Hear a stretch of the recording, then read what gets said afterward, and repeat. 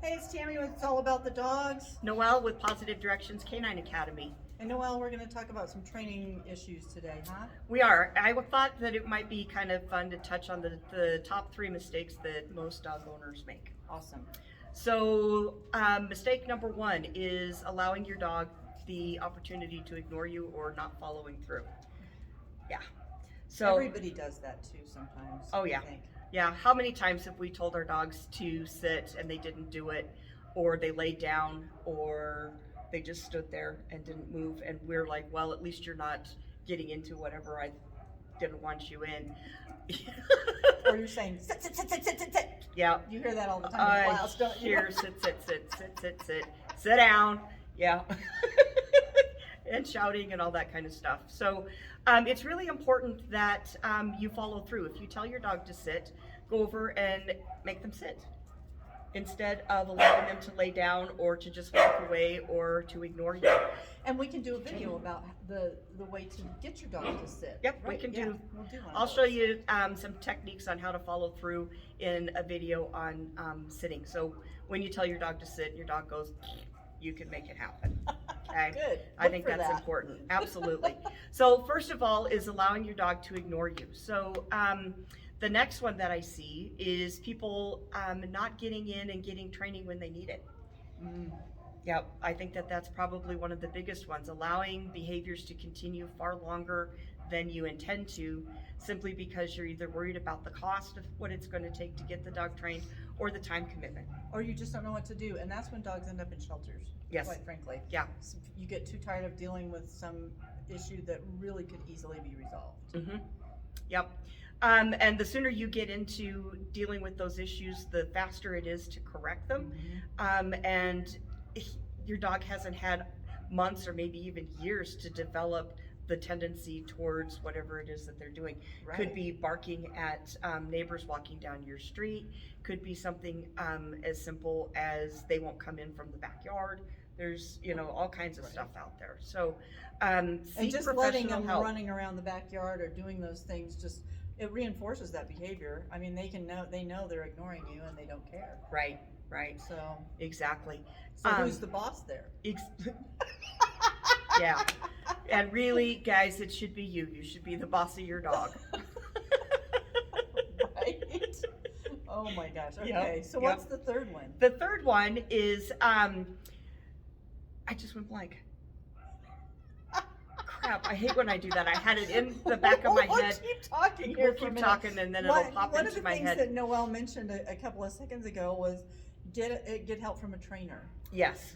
Here's something that I just want to interject. Do not take your dog to a trainer and say, "Here, train my dog."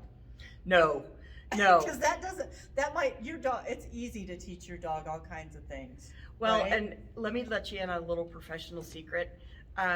Most people out there, most dog trainers out there, love hearing, "Will you train my dog?" Easiest job ever. Right? Easiest job ever. It really is. It costs you lots of money, upwards into $1,500 to about $3,000 to even more for somebody to take your dog and to train it. I think that it is important to work with the other end of the leash, because that's often where most of the mistakes are happening. And if I'm not working with the other end of the leash, I can take the dog and train it to do what the owners want, but the dog is only listening to me or minding me. That doesn't follow through and transfer to the owners being able to get it right. You need to be able to train your own dog to. If I took her to Noelle off and just let Noelle train her, I have learned zero. She's going to come back to my house and do the same thing that she did before, and she's still not going to listen to me. She can, because Noelle trained her, but she's not because she doesn't have to. Right, exactly. And if your dog doesn't have to, they're not going to. Yeah. And dogs will do whatever works. So if it's simpler to jump up on somebody and get attention, then they're going to continue to do that. So they may not jump up on me anymore, but they're going to continue to jump up on you. The third one, I'm still blank on. So it came to me while we were talking, and then it went away again.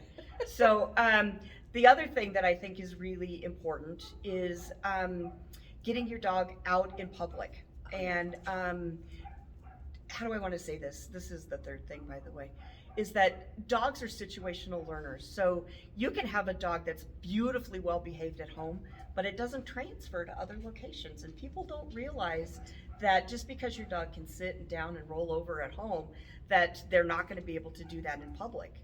Well, and with the lockdown stuff that we had a couple of years back, people were at home with their dogs, they adopted dogs or got dogs, and they stayed home and they didn't do anything, and then they've got these very poorly socialized dogs that don't behave Right. in social settings. Right, exactly. So, and it's really important for me. I take her a lot of places. I always taken my dogs a lot of places, and I want them to not act like heathens in public. Exactly.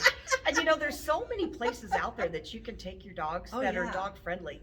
Yeah. I don't know that people really realize that it's not just the parks and taking your dog for walks, but you can go to places like Lowe's or Home Depot. Yeah. Or most hardware stores. Most hardware stores are really Freight, good about it.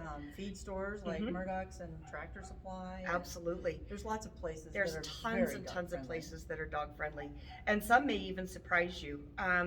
So if you've got your dog and they're sitting there by the door and they want to go somewhere, take them with you. Even if it's just a run to the bank, that little bit of socialization and getting out in public is truly beneficial in more ways than you can possibly imagine for your dog.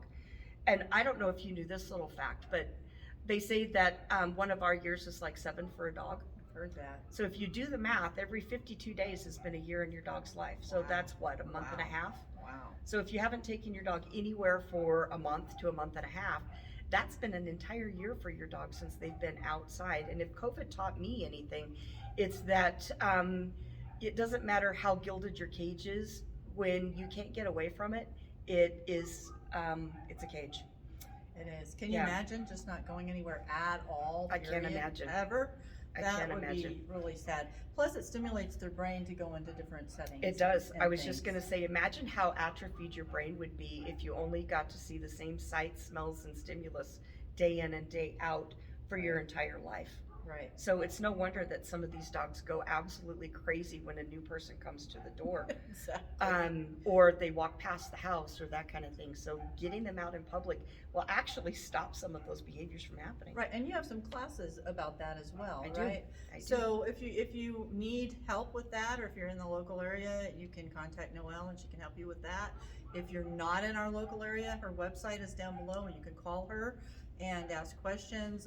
Maybe even we'll do some video instructing on some of those things to get out and have your dog in a training class before you go out into public is ideal, but don't wait for that. Just do what you need to do. But they'll never learn. Well, and some of you may be sitting there thinking, yeah, but you don't know my dog. We do. Trust us. We've been there. If you're worried about your dog making a ruckus around other dogs, see if you can meet with the trainer. And speak with that trainer and see what their philosophy is. What do they do if there's a dog that's barking during class? How do they handle that? How would they handle it if it were your dog barking in class and unable to settle? They may recommend that you do a couple private lessons with them to get started, and then as you learn how to handle your dog, they'll get you into classes where your dog can be able to focus and be receptive to the commands in the learning environment. Well, and I had a dog that was kind of a challenge a few years ago. She ended up being the best dog as far as training that I ever had in my entire life. She was so incredibly smart. But when we first started with Noelle, we would sit over there behind the desk and watch the class because it was just too much for her. We did that for a couple of months, and then she was able to actually start participating in classes.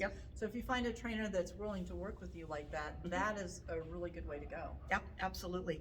And I think it's always good if you're thinking about finding a trainer. We can talk about how to choose a dog trainer. That's a great in one of our idea. upcoming videos. Yeah, let's do that. Okay, awesome. All right, thanks for watching. If you found this video helpful, please hit the like button. Yes, share it and subscribe. Subscribe to our channel. We really need that. Awesome. Thanks. Have a great day. Thank you.